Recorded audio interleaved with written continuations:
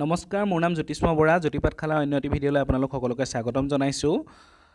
ফটককৈ আগৰ এখন ন'টিছ পালোঁ, সেই ন'টিছখনৰ ওপৰত এটা ভিডিঅ' বনাবলৈ ল'লোঁ, কাৰণ ভিডিঅ' বনোৱাটো অতি প্ৰয়োজনীয় বুলি মই ভাবিলোঁ।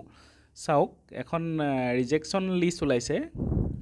কেইবাজনো ছাত্ৰ ছাত্ৰীক ৰিজেক্ট কৰা হৈছে। 2022 চনৰ ন'টিছ হয়, কিন্তু ইয়াৰ লগত জড়িত ভিডিঅ'টোৰ কাৰণটো এইটোৱে হৈছে। চাওক, মই এটা পইণ্ট উল্লেখ কৰিব খুজিছোঁ। দুটা কাৰণত ৰিজেক্ট কৰা দেখা পোৱা গৈছে। তাৰে প্ৰথমটো পইণ্ট আছে যে দেখুৱাইছোঁ যে লিখা আছে যে ছাত্ৰ ছাত্ৰীগৰাকী আৰু she has no' Assamese subject as MIL in SSLC আৰু SSLC examination and she could not produce diploma obtain from Assam Sahitya Sabha. মানে এইটো বুজি পাইছে আৰু সকলোৱে, সেইটো এক্সপ্লেইন কৰিব নাযাওঁ। মেট্ৰিকলৈকে আছামিজ নাছিলে, আৰু কি হ'ল যে অসম সাহিত্য সভাৰ পৰা যোনখন এবছৰীয়া চাৰ্টিফিকেট দিয়ে, সেই চাৰ্টিফিকেটখনো নাই, সেইটো কাৰণে ৰিজেক্ট কৰা হৈছে। প্ৰথম তিনিজনৰ কাৰণটো সেইটোৱে। 4 নম্বৰ জনলৈ পাছত আহিম।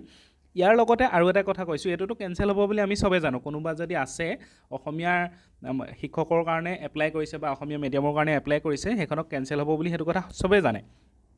কিন্তু মূল কথাটো হ'ল যে বহুত ছাত্ৰ ছাত্ৰী এনেকুৱা আছে ইংলিছ মিডিয়ামৰ যি লাষ্ট ইয়েৰ এক্সামটো দিয়া নাই। বুজি পাইছেনে? ছেকেণ্ড ছেমিষ্টাৰৰ এক্সামটো দিয়া নাই, কাৰণ ছেকেণ্ড ছেমিষ্টাৰৰ এক্সামটো আছিলে আপোনাৰ ডিচেম্বৰ টু জানুৱাৰী, কিন্তু জানুৱাৰী মানত আছিলে। এতিয়া ৰিজাল্ট দিছে অলপতে, কিন্তু তাৰ আগতেই GT/PGTৰ অনলাইন প্ৰক্ৰিয়া সম্পন্ন হৈছে, কিন্তু তেওঁলোকৰ অলৰেডি ডিপ্ল'মা আছে বুলি এপ্লাই কৰিছে। তেনেকুৱা বহুত ছাত্ৰ ছাত্ৰী আছে, বুজিছেনে? এতিয়া ৰিজাল্ট দিছে, এতিয়া তেওঁলোকে দেখুৱাব পাৰিব যে আমি কমপ্লিট হৈছে, কিন্তু এডভাৰটাইজমেণ্টৰ যোনটো অৰিজিনেল ৰুল হয়, ৰুল অনুসৰি কি হৈছে যে সেই এডভাৰটাইজমেণ্টৰ এপ্লাই কৰাৰ আগত তেওঁলোকৰ হাতত চাৰ্টিফিকেট থাকিব লাগিব।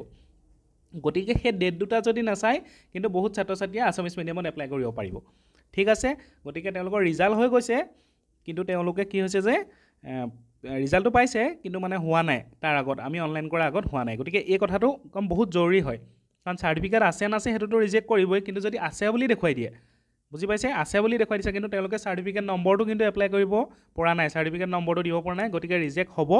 আৰু যদি কোনোবা ছাত্ৰ ছাত্ৰী আছে, আপোনালোকে মানে এই বিষয়ে অলপ যোগাযোগ কৰক, যাতে 10জন ছাত্ৰ ছাত্ৰী যদি নাইকিয়া হৈ যায়, আঁতৰি যায়, ভুৱা বুলি কৈছোঁ, তেতিয়াহ'লে কি হ'ব যে 10জন কিন্তু ভাল অন্য শিক্ষক শিক্ষয়িত্ৰী পাব, যি যোগ্য হয়। ঠিক আছে, আৰু লাষ্টৰ পইণ্টটোলৈ আহিছোঁ। বাকী 3টা পইণ্টটোতো একেই আছে। ইয়াত লিখা আছে যে she did not have zoology as major subject in graduation and post graduation. চাওক, ইয়াত দুটা ডাউট আছে। এইটো এনেকুৱাও হ'ব পাৰে যে গ্ৰেজুৱেশ্যন আৰু ছেম ছাবজেক্টত মেজৰ নহয়। ঠিক আছে, যিকোনো এটা ছাবজেক্ট, জুলজিয়ে হওক, মাষ্টাৰ ডিগ্ৰী যোনটোত কৰিছে, গ্ৰেজুৱেশ্যন সেইটোত কৰা নাই, সেইটো এটা কাৰণ হ'ব পাৰে। আৰু এটা কথা গম পাইছিলোঁ যে যদি যিকোনো ছাবজেক্ট আছে, যদি পাৰ্চ কৰ্চো আছে পাৰে, তেনেহ'লে এইটো হ'ব পাৰে যে যিকেইটা ছাবজেক্টত তেওঁ BSc কৰিছিলে, BSc কৰা ছাবজেক্টকেইটাৰ লগত MSc যোনটোত কৰিছে এটা হ'লে পাছ কৰ্চ হ'লেও নাই, সেইটোও হ'ব পাৰে। হয়তো এইটোও চাব পাৰে যে দুইটা মেজৰ ছেম নহয়, সেইটোও চাব পাৰে, পাছ কৰ্চো নাথাকিব পাৰে। তেনেকুৱা ধৰণৰ এটাই হৈছে। গতিকে স্পষ্টতাৰে এইটো অকণমান ক'বলৈ জটিল হয়, তথাপিতো মই যি ভাবিছোঁ সেইটোকে ক'ব বিচাৰিছোঁ। কিন্তু এই প্ৰথম পইণ্টটো অধিক জৰুৰী পইণ্ট।